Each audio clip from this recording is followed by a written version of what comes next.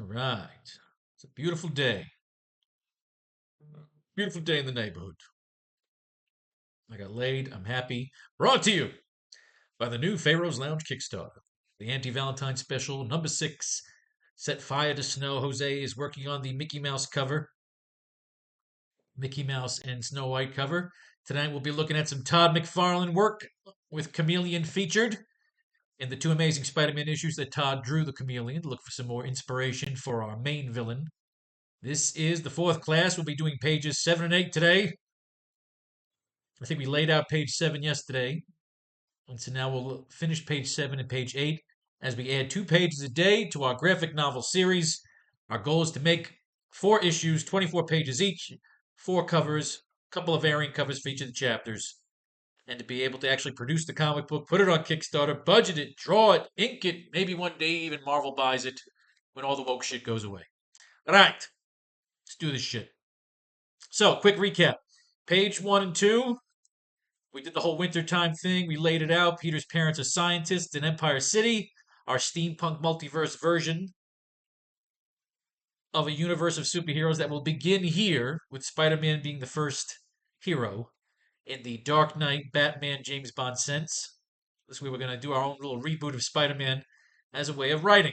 We read a comic book, we write a page. We read a comic book, we write a page. We look at some other art on the side. Anything that doesn't go in the linear part of our script, we put in the back of the script in our notes section. Sometimes we use it, sometimes we don't. Within the first 2 pages, Peter has visited his parents. Uncle Ben is the Alfred. We don't have Aunt May in the story. His parents are killed in front of him, a la Batman. So in pages 1 and 2, we get Peter bitten by the spider. In pages 3 and 4, we get Peter's parents killed. In pages 5 and 6, his powers develop a little bit. We've jumped from 8 years old, where his parents are killed in front of him, and he's bitten by the spider as a kid, to being a teenager, about 16 years old, getting some kids fucking with him in school.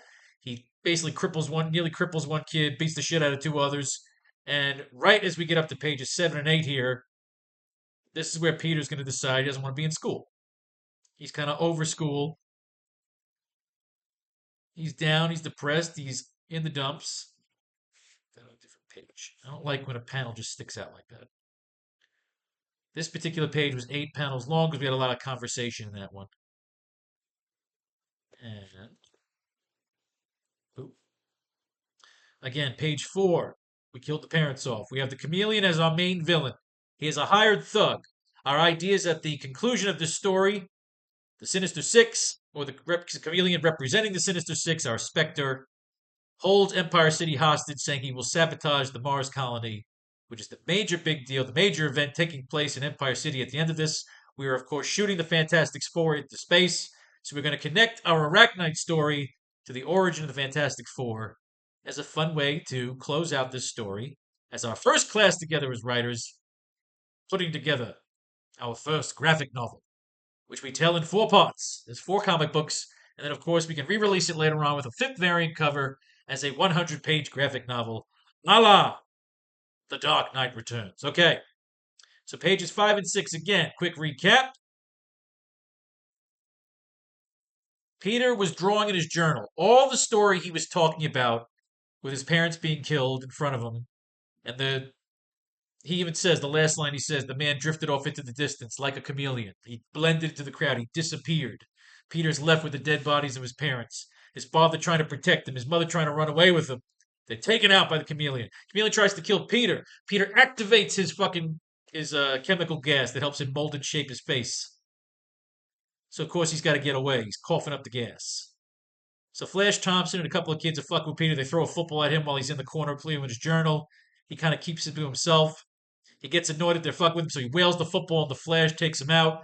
The 2 friends, he smacks their heads together. So, of course, as the security and the cops come on over, we have here page 7, where we leave off. So, going through our Amazing Spider-Man lore and legend.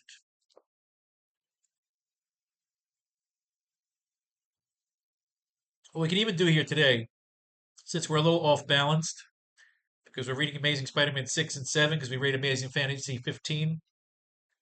So we can even jump a comic and read Amazing Spider-Man 8. We could be wild and crazy. Or who gives a fuck? We catch up when we catch up. So we're gonna read Amazing Spider-Man #6 together. We'll go through it. We'll blaze through it since that kind of slows us down. Unless there's some interesting shit to read. Remember, we pull dialogue inspired by the old stuff. So we have laid out page 7 here. Our goal today is page 7 and 8 for today's class. And as amazing as it is, we have now done 6 pages.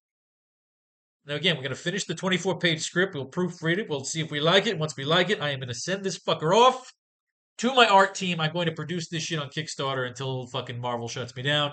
Or we'll change names around and all that other bullshit. Just been a dream of mine to make a Spider-Man fucking comic book, so fuck it. Life is about dreams. These dreams alone. Let's see, I'm gonna happy get laid face. All right, page 7. Panel 1. Peter escapes into the shadows of a building as security comes in to break up the fight. Panel 2. Ben gets home and sees Peter sitting in the dark, where he tells them the cops are looking for him, but the students didn't blab. Cops are looking for a kid in a hoodie. They say he climbed up the walls, disappeared in the shadows, which is what we put in here in our notes. Peter will confess to Ben and also about his anger, rage, and depression and powers. Ben will give him the great power, great responsibility speech and inspire Peter. Panel 5, Peter will tell Ben he is dropping out of high school to travel the world and learn about life and responsibility, claiming that Empire City is the source of his depression. Len will support Peter and help set him off on his way, covering for him with the cops. Page 8, we jump to a montage of Peter traveling the world, working in various settings as a photographer, building a portfolio. During his adventures, he will find himself aboard a treasure salvage ship. The ship is attacked by pirates.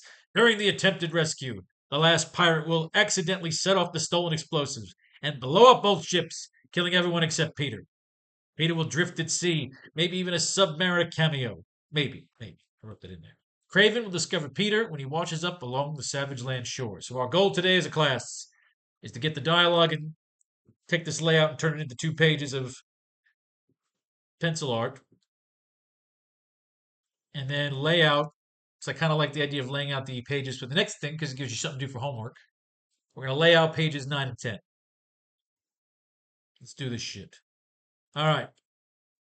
Peter escapes into the shadows of a building as security comes in to break up the fight. Now, what do we have here in our last line? Try to get a little poetic here. They mistook my isolation for arrogance. I mistook their empathy for boredom. Peter escapes up. All right, so Peter escapes up the shadow into the shadows of a building. Okay, now so let's reword this.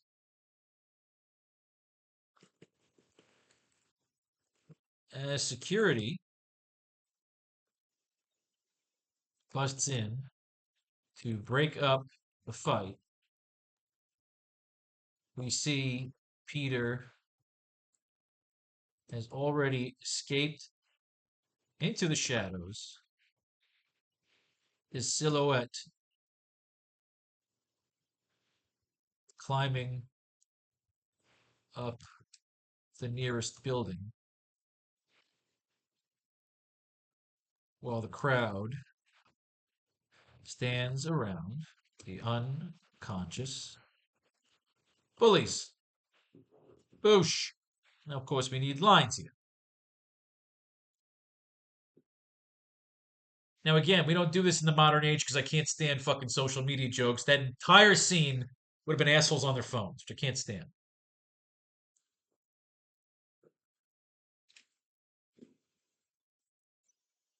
All right. Crowd stands around during the unconscious bullies.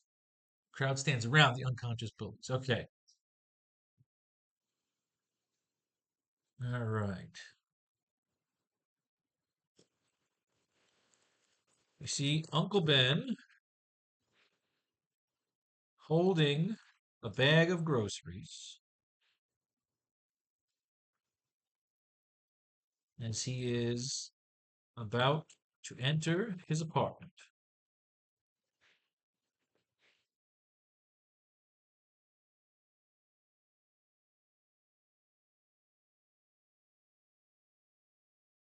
All right. We see Uncle Ben holding a bag of groceries as he's about to enter his apartment. No, that's a wasted panel. Okay. We see Uncle Ben holding a bag of groceries, entering his apartment, his rooftop apartment.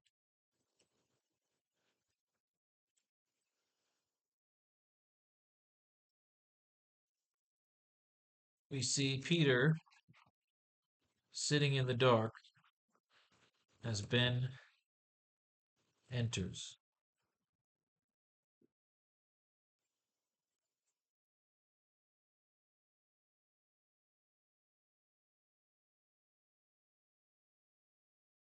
Right. Peter, Uncle Ben, Uncle Ben, and of course, great enough.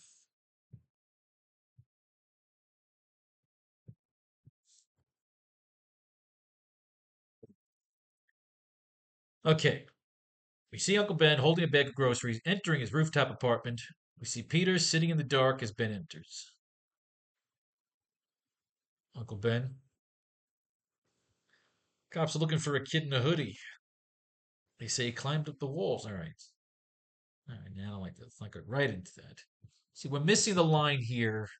First line here. So let's look at a couple of pages for the fuck of it. Have some fun. We got Spider-Man face to face with the lizard. See if we can have any fun here. Looking for some inspiration in that first line. Spider-Man 6, we basically, again, the early issues of Spider-Man is all about just lining up that rogues gallery. We had the lizard here just kind of chasing after people in the Everglades. So what's kind of cool is the first time you see Peter Parker gets on a plane with J. Jonah Jameson, convinces him, and J. Jonah wants to go down there with him. Betty Brant's looking all cute with the fucking short hair. They're there on a lecture. And I believe in this one, a bunch of thugs are trying to steal shit. Peter's Spider Spence goes off. He turns into Spider-Man. He beats the shit out of these guys. They're going to take Liz Allen hostage. They throw her away. Spider-Man fucks shit up. Spider-Man, you saved me from those two gunmen. The pleasure was mine, Blue Eyes. I'm just enough of a show off to enjoy these little incidents. But I better cut out so someone wonders where Peter Parker is. Someone's got an ego. Now Flash is all pissed off because now Liz Allen's involved with Spider-Man. The nation wonders why Spider-Man's not going after the lizard. Of course, Spider-Man scams to have Jonah pay for it. Boom. Poor gentle Jonah. This is great. Again, if you ever wanted to read, if you're on a long flight, this is the old school shit, man. I mean, Stan Lee's writing does get a little cheesy. But when Peter's courting Betty during these early days, you see his confidence is when he's not in school. He's more confident. So again, we got these early issues. He's there. He gets on the plane. He reads about Dr. Kirk Connors. He's got to go pick up film. He sneaks away from Jonah. He swings around. He's looking around in fucking Miami. He's partying with the fucking hottest fucking Latina, Colombian, fucking Peruvian chicks ever. But now he finds himself in the swamps getting the living shit kicked out of him by the lizard. So, what can the first issue here, the first appearance of the lizard, the life and times of the Amazing Spider-Man, how does that help us on page 7? Well, we need this line here. Security busts in to break up the fight. We see Peter has already escaped into the shadows, his silhouette climbing up the nearest building while the crowd stands around the unconscious bullies.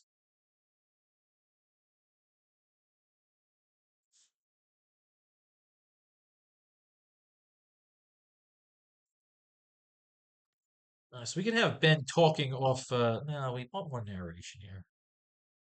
But the narration gets cheesy if you're forcing it in. So again, that gets to be annoying.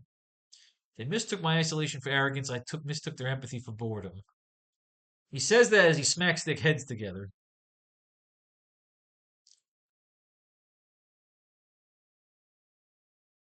All right, so he's 16 years old when he's saying this. So what does a 16-year-old say when he fucks some kids up here?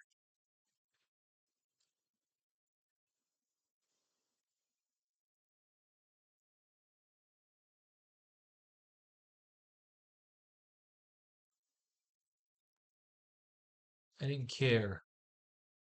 I didn't care about the damage because I could hear their heartbeats. I don't know if I like that. I didn't care about the damage because I could hear their heartbeats. Yeah.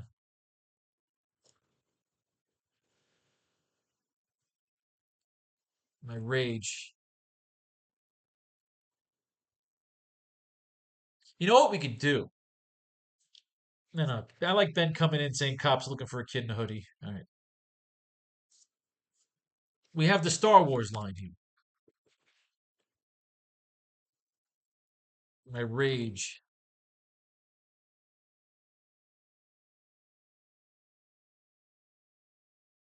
My rage had manifested into carnage.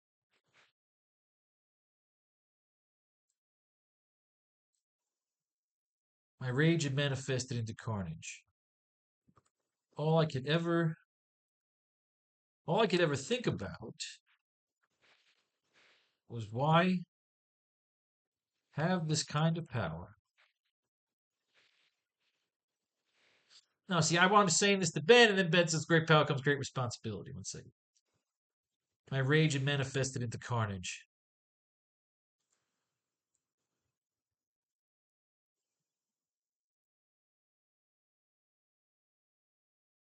My rage had manifested into carnage.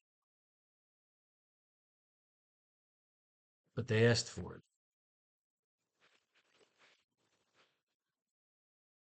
My rage had manifested into carnage. But they asked for it. See, that's a 16-year-old. That's something a 16-year-old would say. Even if he's intelligent and a genius, at the end of the day, he's like, fuck him. Fucking threw a football at me in my fucking head. My rage had manifested into carnage. But they asked for it. I like that line. See? We don't give up. We see Uncle Ben holding a bag of groceries, entering his rooftop apartment. We see Peter there sitting there in the dark as Ben enters, looking out, looking out at the solar haze in the distance. Remember, they got some money. Not a lot. I'm not saying they're fucking rich, but if you ever watch those really cool lo-fi videos, they show you like these cool lofts above these like fucking steampunk, cyberpunk cities. I see fucking Peter living in a rooftop apartment.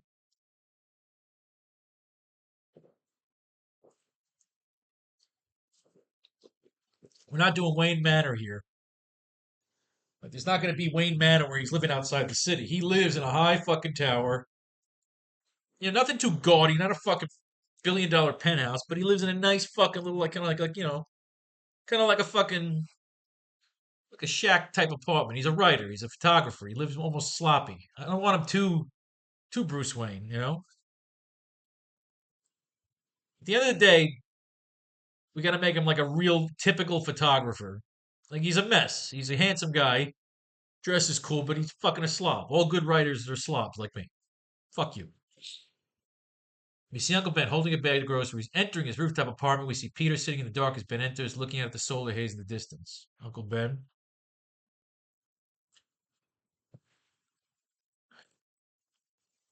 How you doing, kid?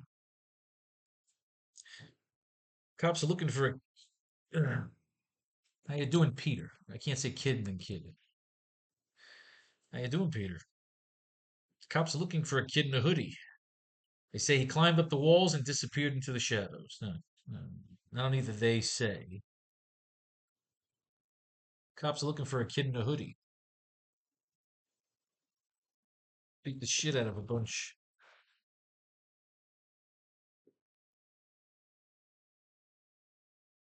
How you doing, Peter? How you doing, Peter?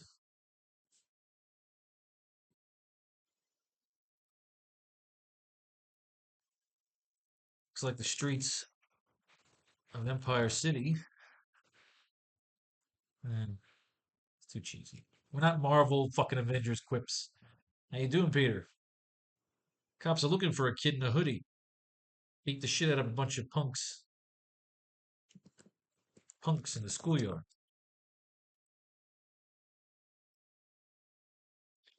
They say he climbed up the walls and disappeared into the shadows. How you doing, Peter? How you doing, Peter? Cops are looking for a kid in a hoodie. Beat the shit out of a bunch of beat the shit out of a bunch of punks. Out of a bunch. Beat the shit out of a bunch of punks in the schoolyard. They say he climbed up the walls and disappeared into the shadows.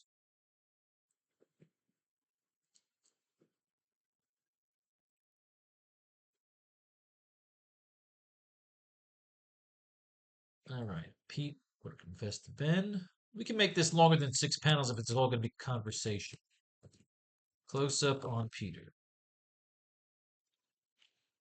looking lost and angry.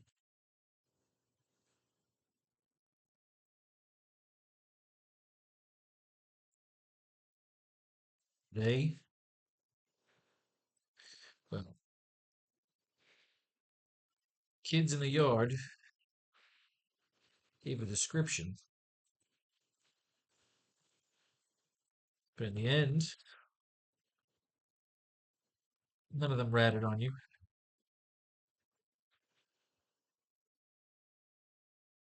Well, the kids in the yard gave a description, but in the end, none of them ratted. In the end, none of them ratted.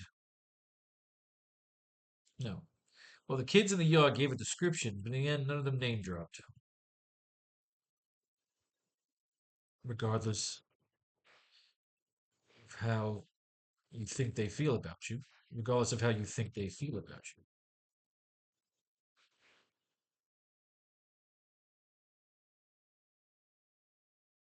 They say he climbed up the walls and disappeared into the shadows, close up on Peter. They, well, the kids in the yard gave a description, but in the end, none of them name dropped, regardless of how you think they feel about you. So that's Ben off camera because Peter is a close up on Peter.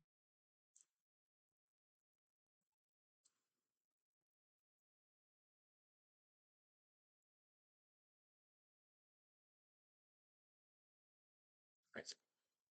Ben,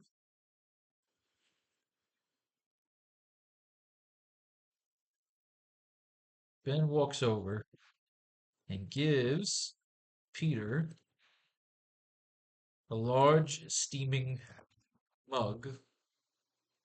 Well, no, he just walked in with the fucking groceries. So he wouldn't have a steaming mug of fucking coffee. Unless you want to jump. And Ben picked up some fucking coffees. Gives him a fucking bottle of beer.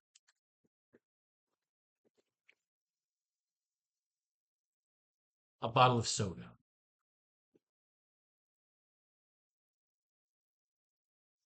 Ben walks over and gives Peter a bottle of soda.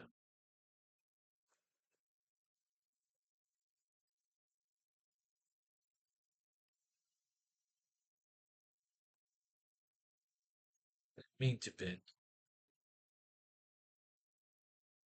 And it mean to Ben. I guess I just lost control. And it mean to Ben. I guess I just lost control. I mean, what's the point? What's the point of having this kind of power? People just gonna walk all over. I mean, what's the point of having this kind of power? People are just gonna walk all over me. Walk all over me. People are gonna piss on me.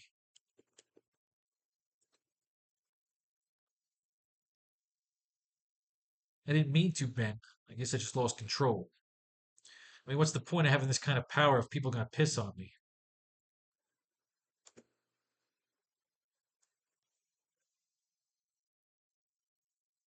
Yeah, those kids fuck with him. I didn't mean to, Ben. I guess I just lost control. I mean, what's the point of having this kind of power if people are gonna piss on me? I remember, angry kid. And Ben will say, "Well, that's the rub, isn't it?"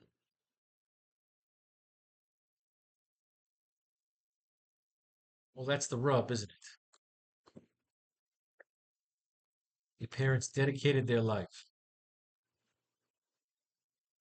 Ben walks over and gives Peter a bottle of soda. Okay. Well, that's the rub, isn't it? Your parents dedicated their life to enhancing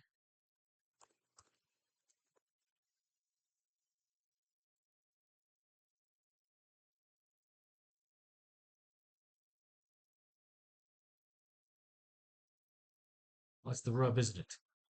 Your parents dedicated dedicated their lives to enhancing the cause the evolution of mankind into gods.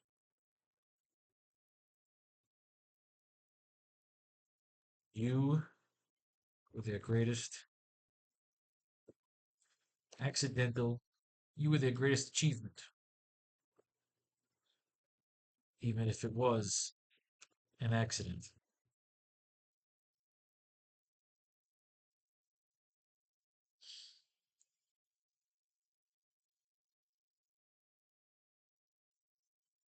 Close up on Ben and Peter having a heartfelt moment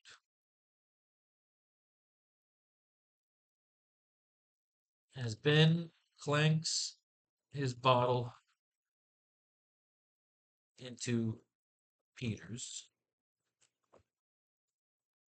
causing some of the gas and fizz to erupt from Peter's bottle, making an analogy of what he is about to say. Bang! You got some drama here, motherfucker. This will go 8 panels.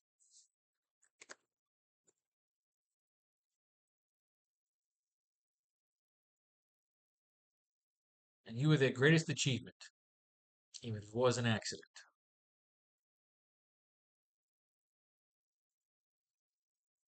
I was there that day, Peter.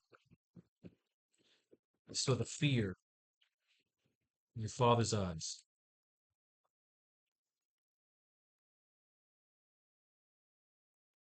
The bite from that spider should have killed you. Instead, it blessed you. Instead, it gave you its powers. The bite from that spider should have killed you. Instead, it gave you its power. And with great power comes great responsibility.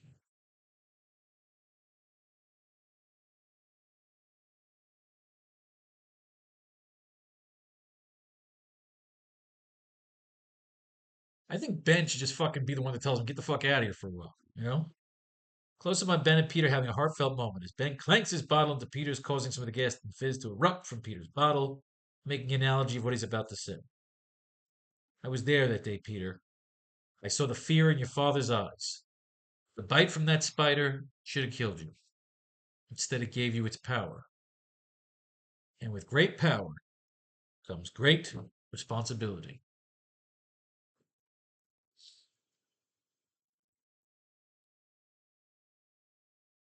He clanks his bottle, makes his bottle fizz up a little bit by saying, look, with great power comes great responsibility. Says, Dane, don't fuck it up.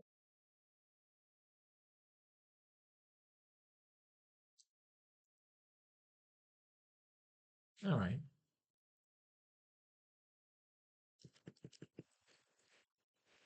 Peter stands out of his chair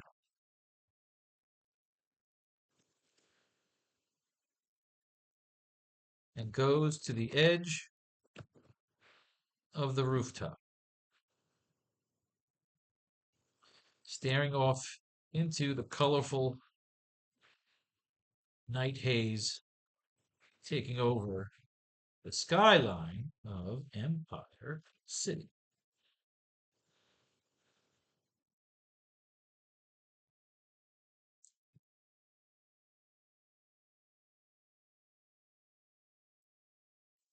So Peter will say,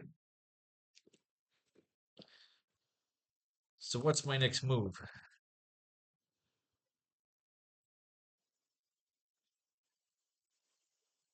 Well, it's safe to say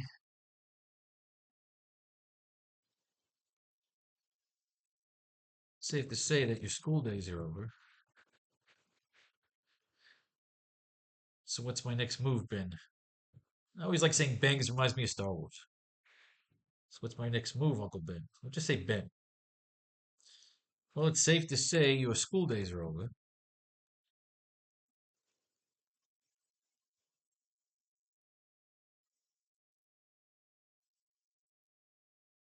You have the grades to go and do whatever you want. Your parents left behind a trust fund. All right. Well, it's safe to say your school days are over. Your parents have left behind a substantial. Well, it's safe to say your school days are over. I mean, Ben's telling him, look, you can't go back to school. You just fucking nearly crippled three kids. So I don't know if he says beat the shit out of a bunch of kids. I'd say crippled.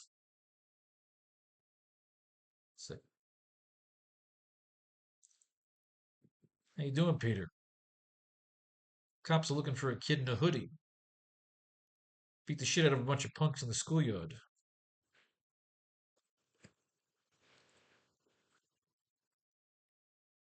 Put one in the hospital. In the hospital. Cops looking for a kid in a hoodie. Beat the shit out of a bunch of kids. Beat the shit out of a bunch of punks in the schoolyard. Put one in the hospital.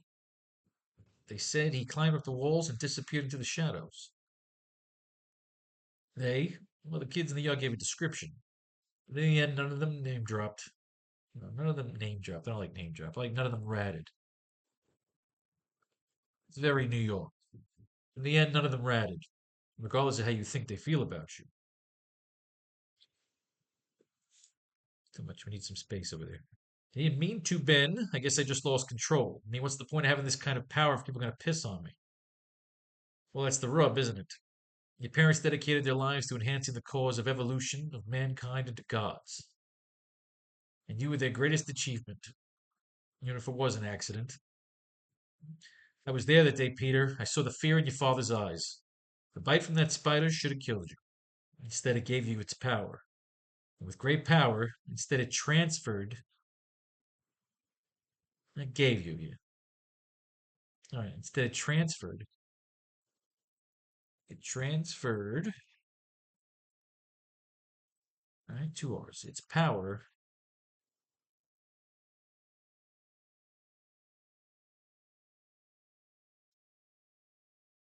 I gotta get gave you its power. Instead, it gave you. Instead, it gave you its power. And with great power comes great responsibility. Peter stands out of his chair and goes to the edge of the rooftop, staring off into the colorful night haze taking over the skyline of Empire City. So what's my next move, Uncle Ben? Well, it's safe to say your school days are over.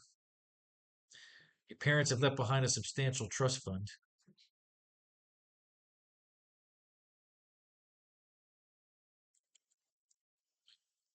Well, it's safe to say that your school days are over. You have your parents' trust fund.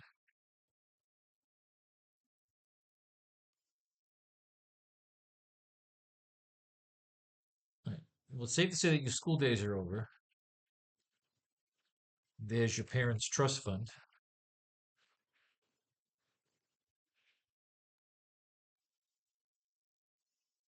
You have the grades.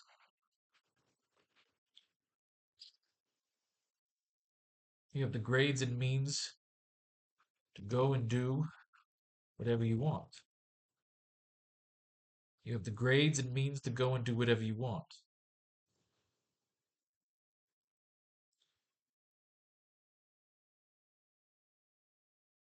You have the grades and means to go and do whatever you want.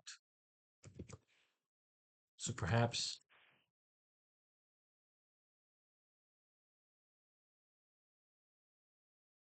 it's time to take off. So get out of here for a while. All right, now, you can tell us, get out of here. I'll fucking cover your ass with the cops. You have the grades and means. You have the mind, not grades. You have the mind and means to go and do whatever you want. So get out of Empire. So get out of Empire City for a little while, and I'll cover you with the cops.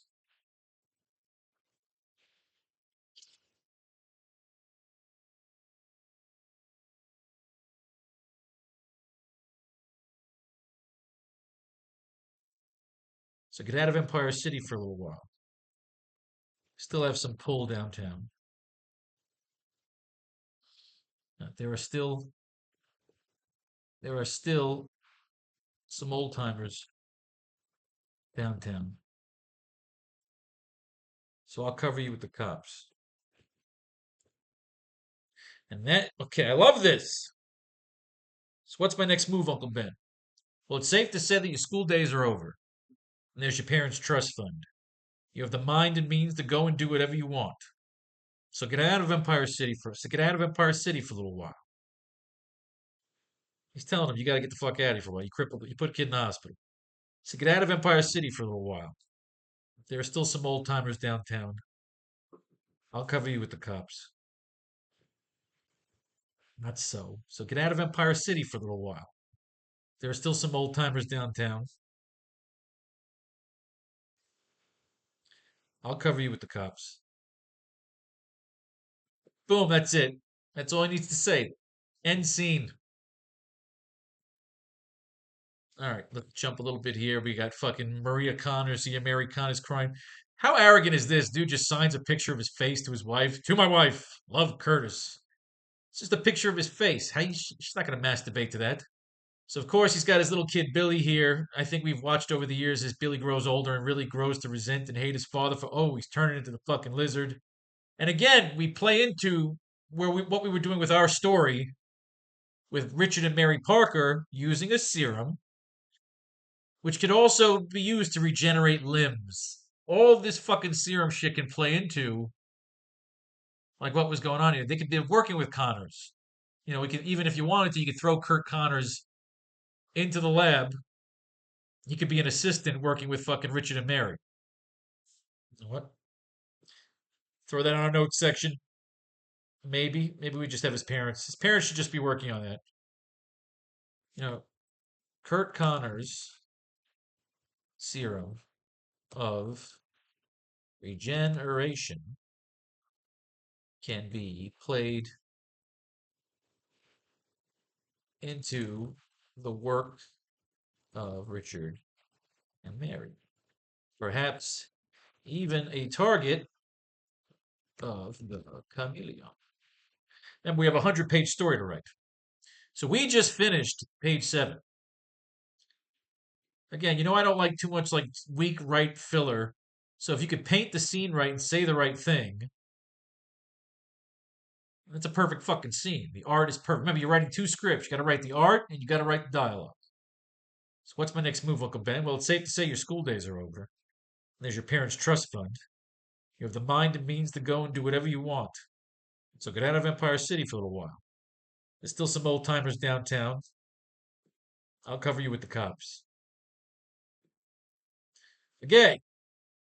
Page 7 is finished.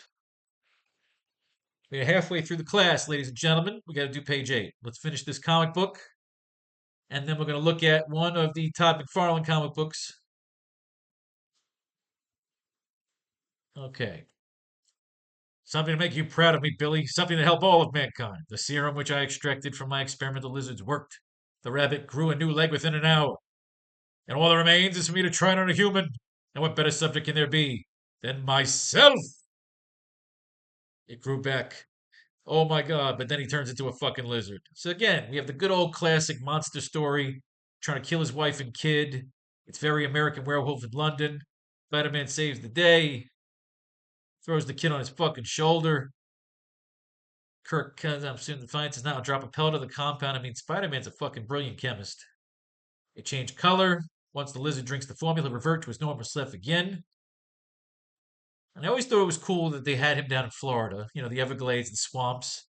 I always thought it'd be pretty cool. You can have the lizard, if we ever do something here with the lizard, he can have a whole lizard kingdom. Like he could fucking go into the Everglades, kill all the fucking hunters down there, And him and his reptiles just fucking make a fucking kingdom, man. Just a reptile fucking kingdom. He's creating a savage, super powerful lizard army. I always loved his crazy plots. His plot was to turn. They kind of play with an Amazing Spider-Man #1, but I always thought those movies kind of sucked. I mean, Spider-Man's fucking taking on swamp people, man. He's climbing into old fucking abandoned factories and castles. The lizard has got his fucking pets here. If you do this right, you can do some really sick fucking Jurassic Park shit with a good Spider-Man versus the lizard kind of fucking storyline. So we did page 7, so we can jump ahead and finish this comic book.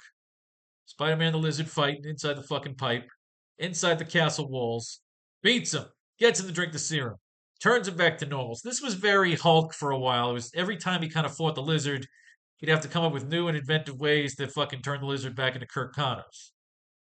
But then eventually Kirk Connors again keeps flipping the fuck out and says, "Look, dude, I can't be around my fucking kids."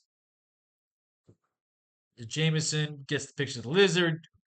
They fucking have this really cheesy storyline where Jonah just thinks it's fake, rips it all up, kind of pissed off at him. Peter comes back. Liz doesn't want to talk to him because she's waiting for Spider Man to call because she's in love with Spider Man. He's his own competition. Roses are red, violets are blue. I'm still at large, so forward to you. Spider Man fucks with Jonah. Big news! Next issue will feature the sensational return of one of the greatest villains of all, the astounding Vulture. Reserve your copy at your dealers now. See you soon. Fuck off. See, they didn't do the notes and letters section, which is fine. Which is fine. So we have to write page 8 now. We have this comic book to work with. The Vulture's return, but we're going to do a quick little side note real quick. Because again, right now, one of our villains is the Chameleon. Oh, I gotta do this dumb shit again, don't I? I always pick the wrong fucking one. Do I or don't I? Are they not making the Amazing Spider-Man available anymore? This particular McFarlane issue?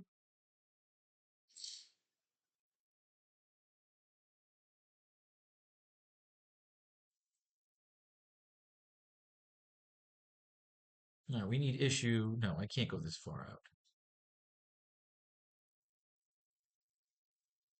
Oh, you cunt! Why can't we can't? Why can't we find it? Character chameleon. Give me a second, everybody. Bear with me, you impatient nozzles.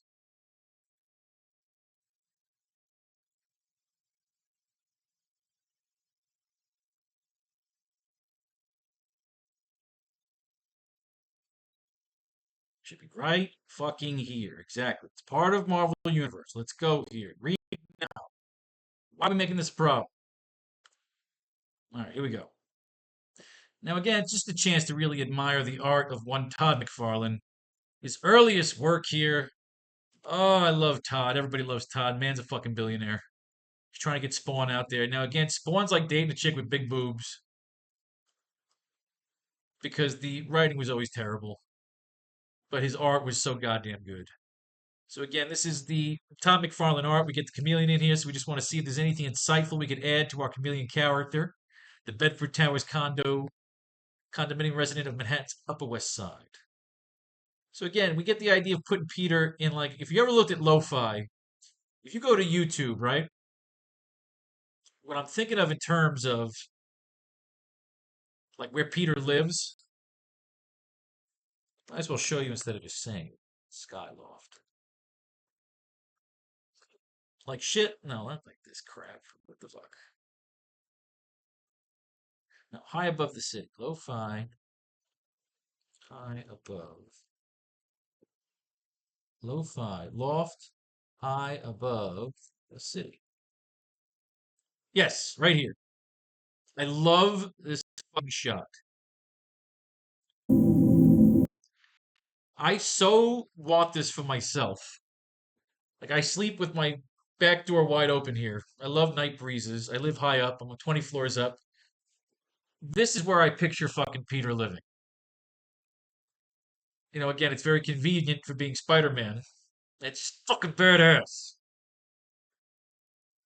I would fucking sleep like that outside. The fucking wind busting. I mean, my dog would probably be blown off the fucking balcony side. But again, in terms of what creating character, this is what I see as the skyline of fucking Empire City. Fuck yes! Sorry. All right. This storyline, I'm telling you, I mean, McFarlane hated working with Dave Michelin because he didn't like these storylines. There's that condo guy that wants to bang Mary Jane. He's obsessed with her. We're all obsessed with Mary Jane. Chicago, the toddling town, the Windy City, the mightiest metropolis in the Midwest, and an awesome sight from any angle. So Peter's getting he's doing his book tour for his photography book. So again, this comes at us at a right time because Peter could be collecting photography from all over the globe. From his travels. This plays into Peter traveling the world. Could you sign my special pen? I get all my girls gold ink. The high-rise office, here we go, of business of William Duquesne. I'll be leaving now, Mrs. Keller. Yes, sir. I don't get it. Mr. Duquesne's been canceling appointments, taking over early, seeing people linked to organized crime. We know, of course, this is the chameleon. Yes, the tape she wanted to write next to the wet bar. Excellent job. Must be some kind of midlife thing. The boss used to have me rent that racy stuff. Now all he wants is Lon Chaney flicks. However, once home in his State Street penthouse, William Duquesne's middle-aged gait becomes sprier. His bowed back straightens, and he smiles as he crosses into a guest room. And a very special guest. Good. I'm afraid I still require respectability and context your identity provides. He's all tied up McFarlane style, just like the fucking child killer, Billy Kincaid. Comfortable, Mr. Duquesne, if the glucose drip feeding properly. Oh, that's gross. I promise I'll give it back when I'm through. However, there's still nothing more I can do until tomorrow. I might as well relax, and relax in a manner that only the chameleon can. So again, as the chameleon gets older, he'll be more refined. He'll dress more refined. Because we're seeing him 8 years after as well, like Peter, traveling the world and getting older. It's odd, though, that I should need to relax, and that I would still have to go far as to reaching my ultimate goal, especially when you consider how far I've already come. An Amazing Spider-Man number one, they do the flashback. See, McFarlane wanted to draw that cool shit. But then I was so young when I began, so impulsive, and though my first efforts were sound enough, using disguises to obtain secret plans and government documents, I soon lost direction, turned to outright criminal pursuits, stealing paintings and such to support an elevated lifestyle. See, we're getting it all here.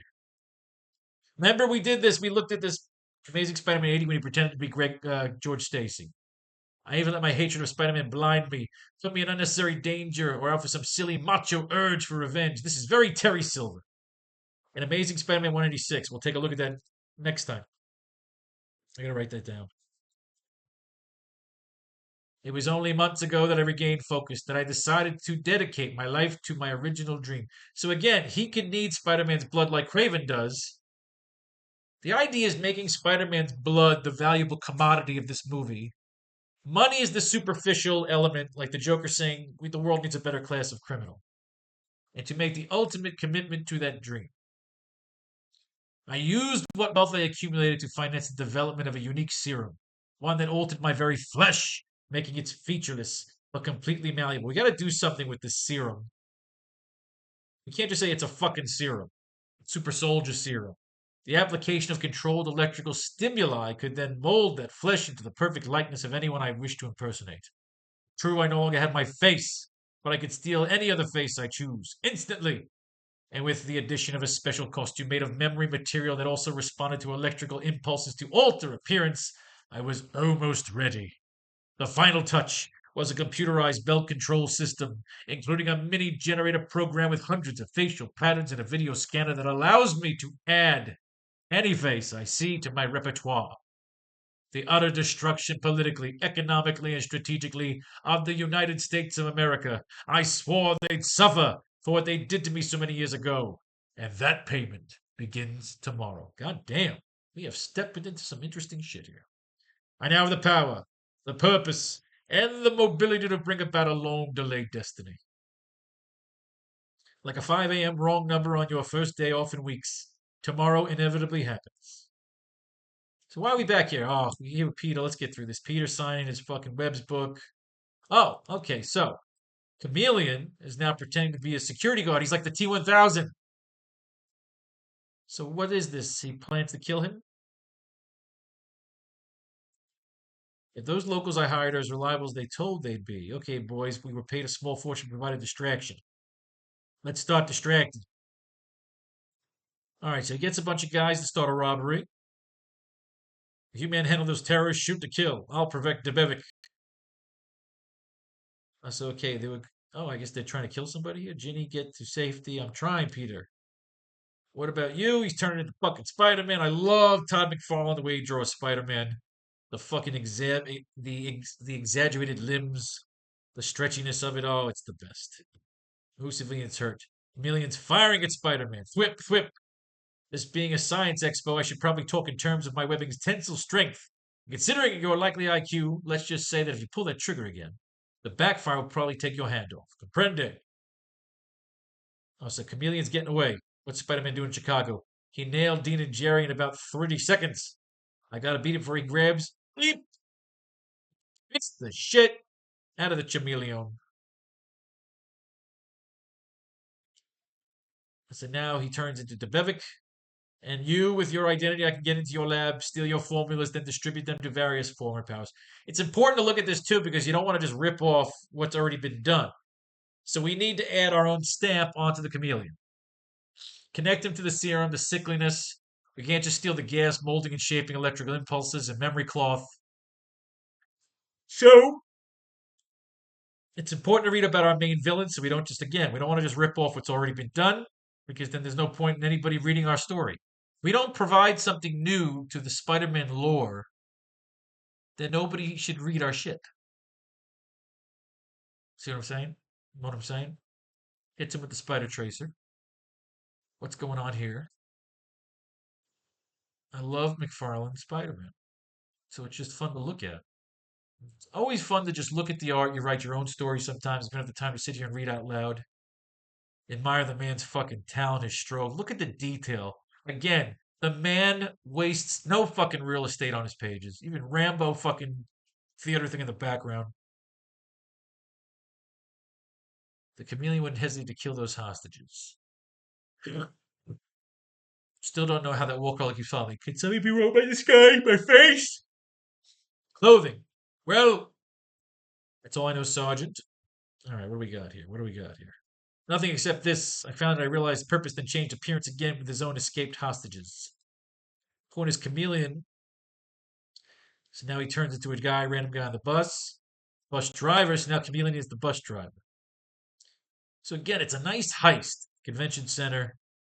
Peter's late for his photography book. We get back into the idea of Peter not just being a newspaper photographer taking pictures of Spider-Man. We've done that. That's boring.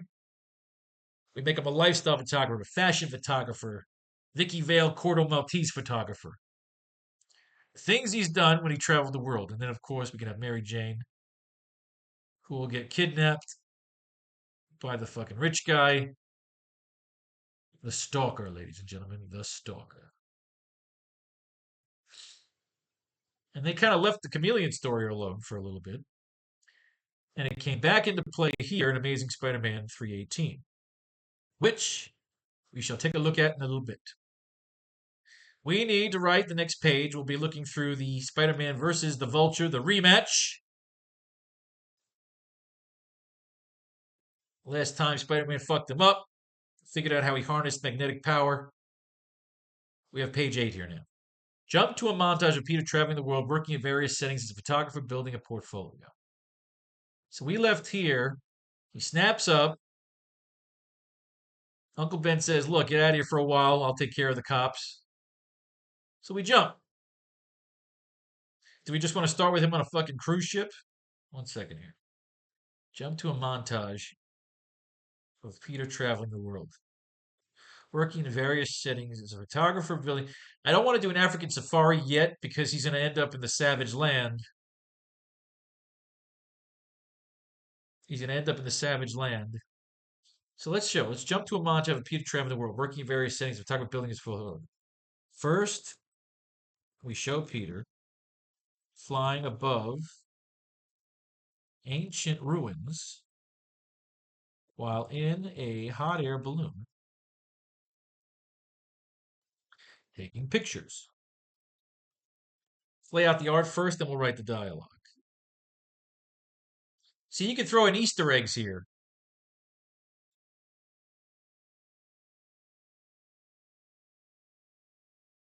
You can throw Easter eggs in here. This whole fucking page, this could be 6 panels of him just fucking going to cool little locations in the Marvel world.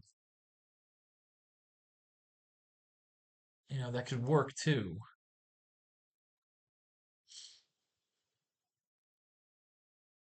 Fishing boats. The ship is attacked by pirates. I don't want to go right to the ship and the pirates. I'd like to give him 2 adventures. I'd like to use panels 1 and 2 here to give him 2 quick adventures. 2 quick adventures here. Asgard. What are the other cool locations in the Marvel universe? Cordo Maltese is DC. We can merge it. We have the mountains. Where could Peter have gone? Well, let's look in the comic book here. He fought the Vulture with the magnetic power. What do we got here? Vulture's working in the prison cells. He learns how to fucking do the magnetic thing again. He flies over the fucking wall. So Peter's got to get away again. This issue, he puts the web shooters together. So what we need here is what? Mommy, Dad just saw Spider-Man being across the rooftops. You're just imagining things, Bobby. What would Spider-Man be doing here in a quiet residential neighborhood in Forest Hills? Oh, good. Just letting people write to me. What we need here is what is Peter doing? And Peter's eventually going to be with a treasure salvage crew. But before we get with him to the treasure salvage crew that gets attacked by pirates, which is going to lead us to the Savage Land, I need 2 adventures. One that doesn't involve the sea because, again, he's with the pirate ship. I can maneuver perfectly compared to my wings. I'm going to rip through this comic book real fast. I like this one because, again, when you're a kid and this is the Vulture and Peter fighting inside the Daily Bugle. Spider-Man says, I'm going to beat him the same way I beat him last time, but Vulture has countered him. So again, they wrote it good because, again, Vulture doesn't just come back with the same shit. He's got a different strategy. He lets Peter think he's got him fucked up, but in essence, he fucks Peter up, throws him off the fucking building, snaps his fucking arm. Missed. I like that shot. I love how they show he shoots up, that he doesn't always hit a building. Everybody always says, why does Peter never miss? He misses here. So again, we could have a miss. Oh, he fucking snaps his shoulder. And again, we could have this. Him and Chameleon could fight, and he could break his fucking shoulder. And he's got to go and heal himself.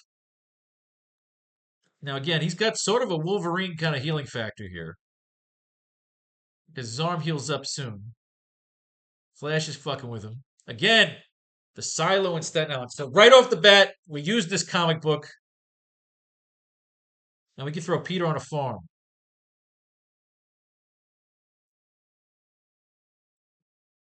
So I like the ancient ruins on a hot air balloon taking pictures.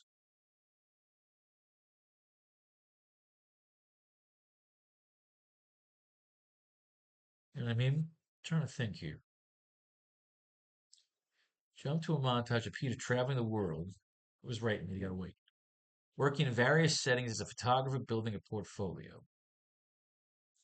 First, we show Peter flying above ancient ruins on a hot air balloon taking pictures. I kind of like that. I took Uncle Ben's advice.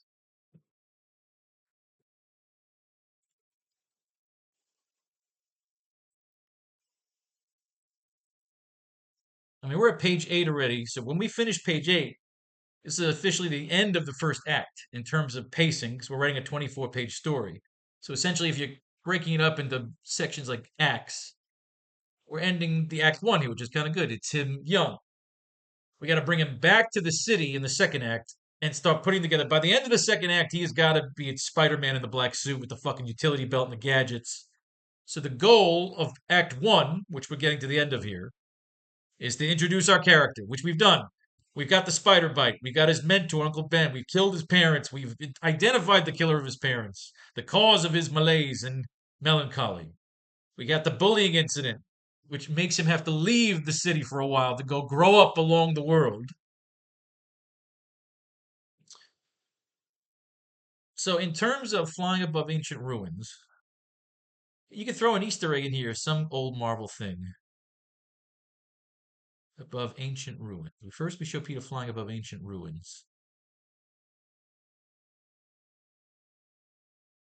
of a fallen steampunk empire while on a hot air balloon taking pictures. I took Uncle Ben's advice and traversed the multiverse, finding a new passion, photography. I took Uncle Ben's advice and traversed the multiverse, finding a new passion in photography. Traversed the multiverse. I like that. Finding a new passion in photography. Okay. We cut to Peter working on a farm, shirtless and muscular,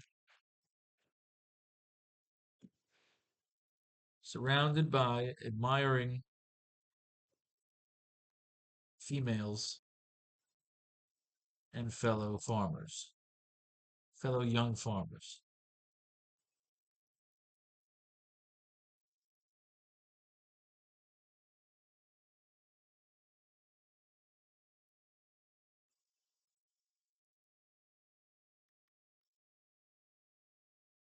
Narration. I didn't blow through. I didn't blow through the trust fund.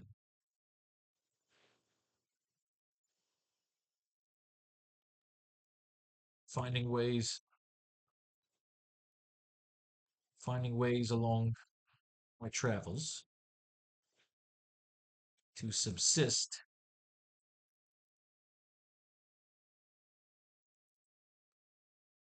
while finally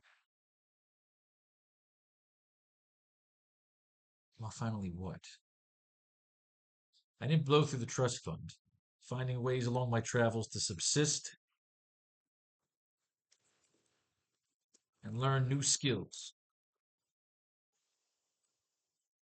Finding ways along my travels to subsist.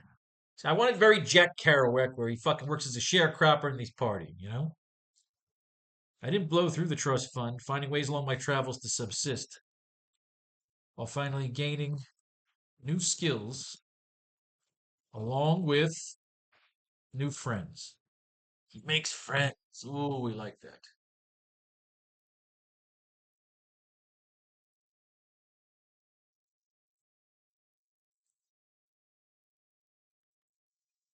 We cut to a shot of Peter taking pictures of all the crew he was working with on the farm, partying on a treasure salvage. See, we get him right to the ship. On a treasure salvage ship.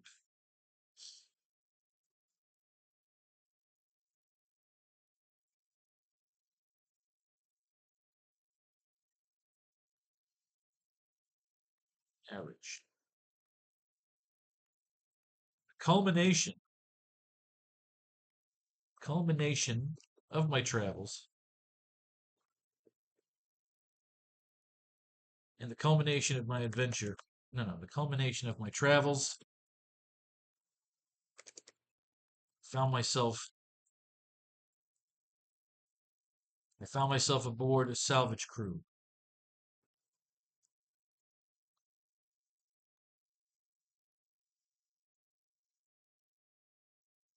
Willingly shanghaied.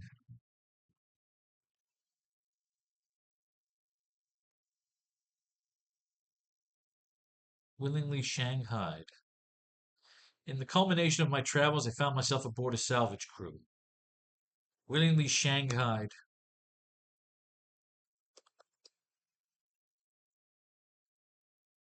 Willingly shanghaied in order to fetch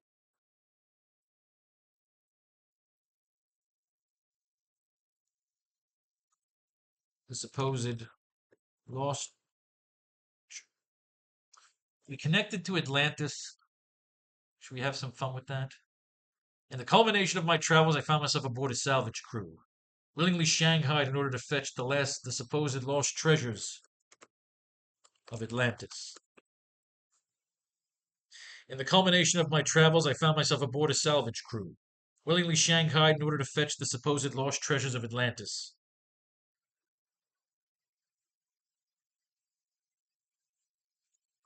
But mainly getting lost at sea. It could be joking around.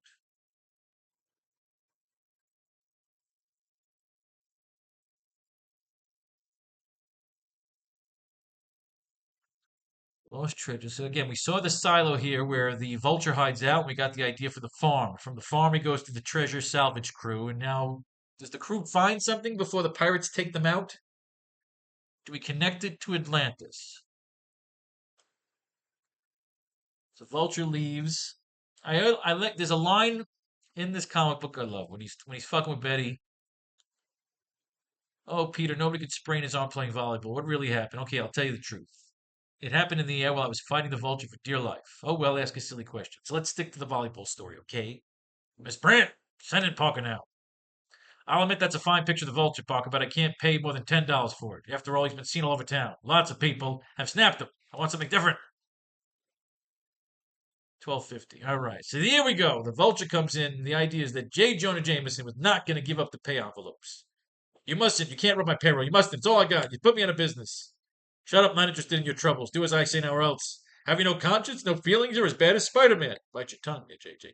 I spent years building up this business. It means everything to me. You can't. Oh, I can. The vulture can do anything, as you're about to learn. Jameson is such a skinflint he'd probably rather get shot than part with his dough. Oh, I love J. Jonah Jameson. Well, look, maybe we can give you a deal. I give you publicity. All I want is your money, you prick. So this is the infamous fight where Spider-Man and the Vulture fight inside the Daily Bugle offices, fucking shit up. They make a mess. They brawl everywhere, down the stairs, up the stairs, into the presses, almost destroying the Daily Bugle in the incessant fight. I love this as a fucking kid, this fight where he says he's gonna pick him all the way up. He's gonna drop him in midair. Actually, I do like this. Your flippancy is wasted on me, Spider-Man. You're just whistling in the dark. I know an icy fear must be gripping your heart right now. Well, I admit I've had happier moments. This is great writing. Before I drop you, Spider-Man, I want to say I admire your courage. Anyone else would be begging for mercy now. I'm almost sorry to do this. Yeah, I can see that you're all broken up. There's good lines here. I'm going to tell you a secret. This little party isn't over yet. Watch. You pinned my wings with your web. You fool! If I cannot fly, we'll both perish. Well, who wants to live forever? He's fucking with him. I don't want to die. Save me. Please do something. Save me. Well, I can't. I'm too busy admiring your tight-lipped courage. You gotta admire, it's fun. It's fun to read this shit. Act like a parachute. Look, in the sky, gigantic parachute. There are two figures dangling from it. Who are they? So Spider-Man parachutes him down, drops him off for the cops. Jameson's still fucking with him. So I love this as a classic Spider-Man moment. He sprays him in the fucking mouth. Mister, I'm about to give you something right now. You've been coming to you for months. Flip! Listen, anyhow, I won't have to listen to you for at least an hour, and I love the way this ends. So far, the coast is clear. Minutes later, a silent figure noiselessly enters the building in his own inimitable manner. Hope nobody found my civic clothes. Nope, just where I hid them. And within seconds, the amazing Spider-Man vanishes to be replaced by a sling-wearing, innocent-looking Peter Parker. The worst thing about being Spider-Man is changing clothes a zillion times a day. Oh well, it keeps me out of the pool room. Hi, Betty. What are you doing behind that desk? It's the only safe place here, Peter. This office was a madhouse a few years ago. Mind if I join you? I love this. When I was a kid, I loved this. By the way, where were you while Spider-Man was battling the vultures? Me? I was hiding in a closet. I'm afraid I'm not just the heroic type. Neither am I. Maybe that's why I like you so much, Peter. At least you don't pretend to be what you're not. Boy, if she only knew. Mr. Jameson can't talk. I wonder what's wrong with him. Wrong? It's an improvement. Peter, sometimes I get the feeling that you're laughing at a secret little joke that's all your own. If you keep using that cool perfume, Beatty, I may break down and tell you about it someday. Peter Parker, that's the closest thing to a romantic remark I've ever heard you say. Gosh, I can be more romantic than that here. Rest your head on my shoulder, Blue Eyes, and let's enjoy the silence. But what will Mr. Jameson say? Nothing, baby, for at least an hour. That's a great ending. It's a great fucking ending. That's how you learn to write. You read cool shit. This isn't your typical ending for a typical superhero, but we'd never claim that Spider-Man was a typical superhero. In fact, next issue he does some very untypical things. And then you have the Spider's Web, which apparently wasn't in Spider-Man 6, so they just didn't digitize it. See, what's cool is, again, when they're promoting their other stuff, you see the Sandman, we saw him back in Spider-Man 4 when he fights. They got him popping up in Strange Tales, fight with the Human Torch. It's like wrestling. Fantastic Four number 21. It's Sergeant Fury. So again, they're cross promoting. They got Nick Fury popping up in the Fantastic Four. X-Men and the Avengers. They got Doctor Strange, who's in Strange Tales. Tales to Astonish, Tales of Suspense, Giant Man, Iron Man. Ah, the Marvel Universe. What would it have been like to just be a kid? Grabbing all these first editions.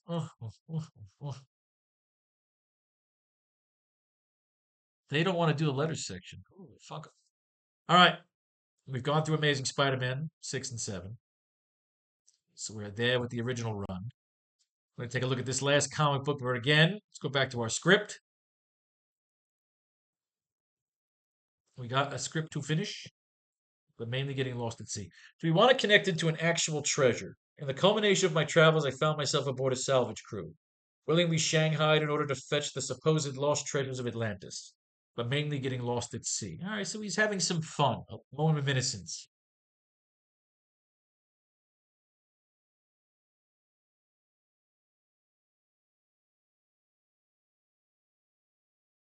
What do they come across? They have to come across something, or they get interrupted by pirates. You can have some cool Atlantean Easter eggs here. We see the ship is successful. Peter is taking pictures as the crew raises a net filled with a few Atlantean Easter eggs, glowing and or shaking off seaweed. Boom. I didn't say serious, it's seaweed.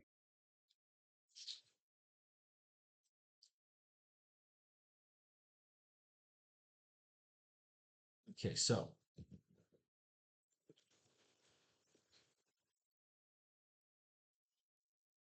oddly enough,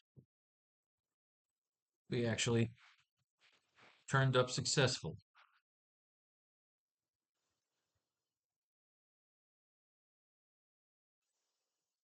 It was going to be a boon for my budding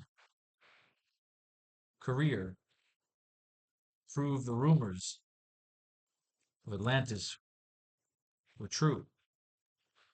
Boom! Connection to Atlantis. Oddly enough, we actually turned up successful. It was going to be a boon for my budding career to prove the rumors of Atlantis were true.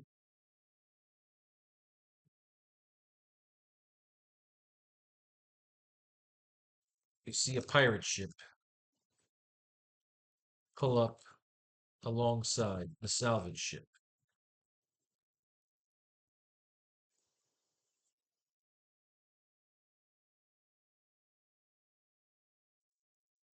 Here. Fortunately, something found us first. No. Something found. That's too cheesy. Okay. They're pulling up artifacts from Atlantis. Everybody's excited. Oddly enough, we actually turned up successful. It was going to be a boon for my budding career. Prove the rumors of Atlantis were true. We see a pirate ship pull up alongside the salvage ship. I mean, shit, we could use the Scorpion here. We're using the Scorpion. Let's take a look. Take a look at our last comic book here before we get our last. How many panels? We got 5 and 6. Maybe add another panel there. Oh, why? Why? Why would you need to do that? We own this comic book. We own the digital comic book. Shouldn't have to learn. There you go. Reading that. Good fuck. All right. So this is the Scorpion with Todd McFarlane's art. It's being hired by who? This is what? Justin Hammer, I think. General Musgrave. Simply good business. Mr. Gargan will work out. My normal modus operandi is to provide financial and material backing to costume criminals in exchange for half of their eventual profits. But Matt Gargan appears to be more stable than most of his ilk. That's why I offered him this trial commission before committing to the long term. All right, so this is Justin Hammer. We could throw Hammer in here, but now Hammer is more of an Iron Man guy. I don't want to steal him. I mean, is this the Chameleon? Is the Chameleon pop? Right now, we're just admiring the art of Todd McFarlane, hoping it helps us close these last 2 pages.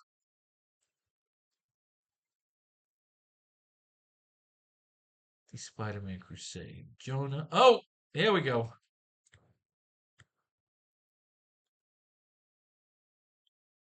So something happened here.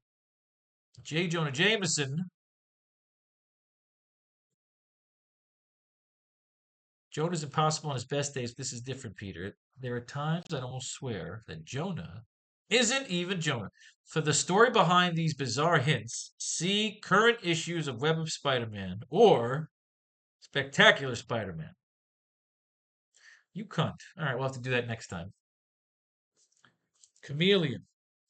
We're basically going through the Spider-Man lore and then popping out to see issues of the Chameleon. So Web and Spec. Next time. Next class. Odd as it may sound, modeling. All right, so I think we're done because they're just throwing that side story in to get you to buy those other 2 issues. See what they're fucking doing. They know everybody reads Amazing Spider-Man because it's the flagship issue. They weren't like, oh, Mary Jane's naked. You know, Todd McFarlane was having fun. He was having fun here. You definitely, oh, god damn, Mary Jane in the fucking lingerie. Mary Jane in the lingerie. Is this Harry Osborn? Ooh, Harry Osborn sees the Green Goblin. Empire State University is where Peter will go. Maybe he will be a teacher there. I guess they have him here. Is he still a student during the McFarlane days? I'm trying to remember now. So this is a Scorpion story, but again, we're just admiring the art. There was an appearance by the Chameleon based on this whole J. Jonah Jameson thing in the other comic books. Now, I don't really, I read Web of Spider-Man and Spectacular Spider-Man, but I don't remember much as Amazing because they weren't as good. Either the art team sucked. Oh man, he's not getting as good as McFarlane here, man. Bringing down the entire wall. He's fighting the Scorpion. Extra papers. Jonah Jameson will be ecstatic. I'm helping my most hated man. Oh yeah, we'll find out in Amazing Spider-Man 20 that he hates him. More of that Todd McFarlane art. All right, let's get these other 2 panels done here. Oddly enough, we actually turned up successful. It's going to be a boon for my budding career. Proved that the rumors of Atlantis were true. So Peter's getting this big moment. He's taking pictures of Atlantean salvage for his photography career, for his book, for this new life he's starting. Things are going well. He's all excited. And these fucking asshole pirates pull up alongside the salvage ship. Right? So what's Peter saying here?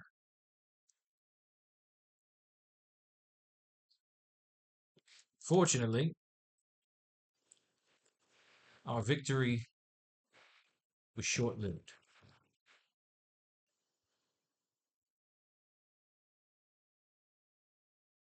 As with every treasure,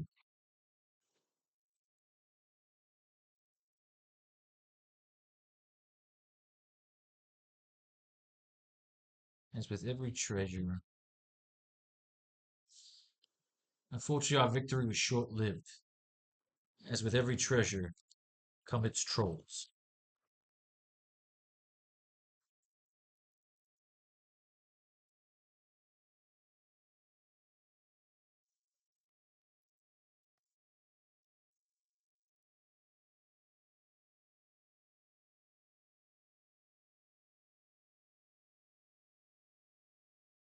So now we have to get Peter to the ship to fight. Explosives have to go off. We see a pirate ship pull up alongside the salvage ship. Unfortunately, our victory was short lived, as with every treasure come its trolls.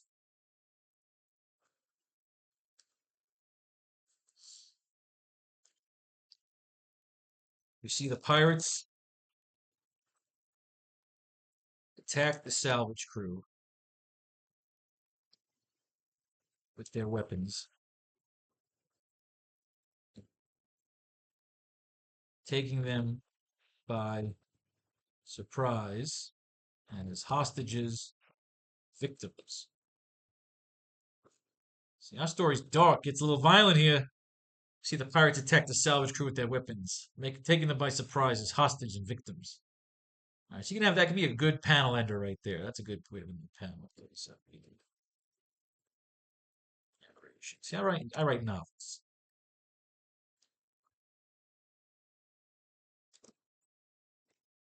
They were using us to raise their bounty. The same way the same way that assassin used my parents.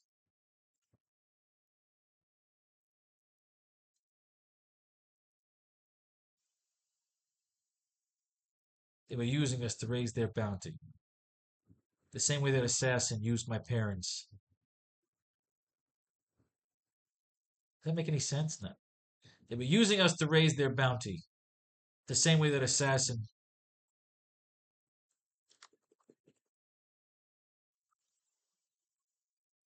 And I knew in my heart they were using us to raise their bounty.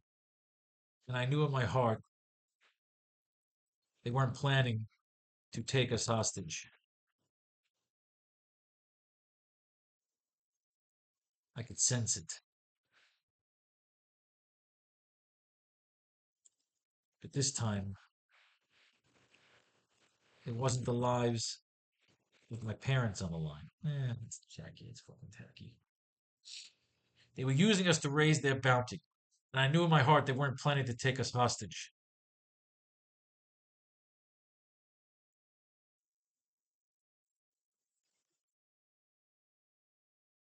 It always seemed like the problem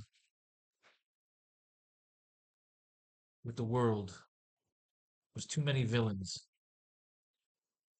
and not enough heroes. They were using us to raise their bounty. And I knew in my heart they weren't planning to take us hostage. It always seemed like the problem with the world was too many villains and not enough heroes. All right.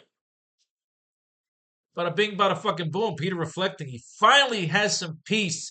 He's having a good fucking time. He's working on a farm. He's making friends. He's fucking flying over ruins in a hot air balloon over the fucking ruins of Valyria. He gets on a salvage crew. They find fucking Atlantean treasure. He's taking all these great pictures. He finally has a life and a career and something to look forward to. These fucking cocksucking pirates come along and fuck the whole fucking thing up. Fucking pirates, huh? Ladies and gentlemen, that's class. We fucking did it. 2 fucking pages. Let's lay out page 9. Let's lay out pages 9 and 10 so we know what you guys got to do for homework. Start working on 9 and 10. We'll use Amazing Spider-Man 8 and 9. Rock and or roll. All right, so Peter fights back and takes out pirates.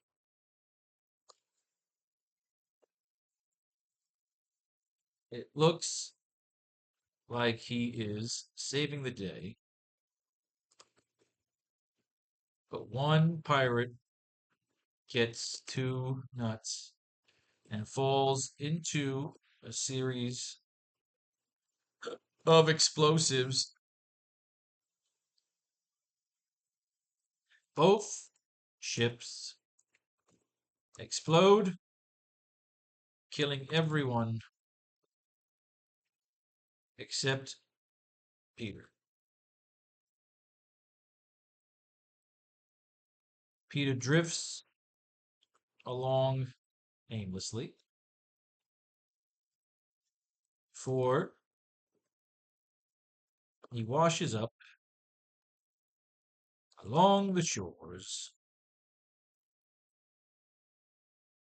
of the savage land, where he is found by Craven, the hunter. Craven will have a connection to his parents and the chameleon,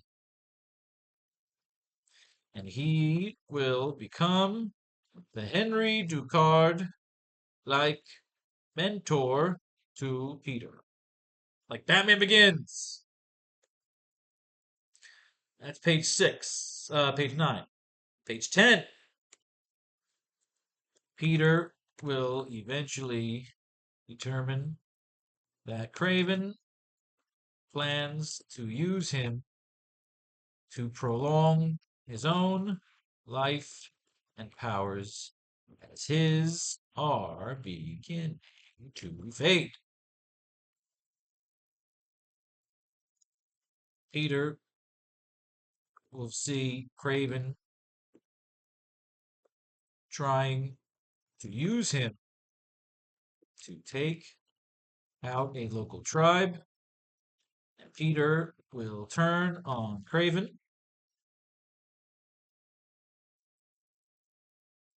Craven and Peter will brawl in the savage land during a cool King Kong like stampede.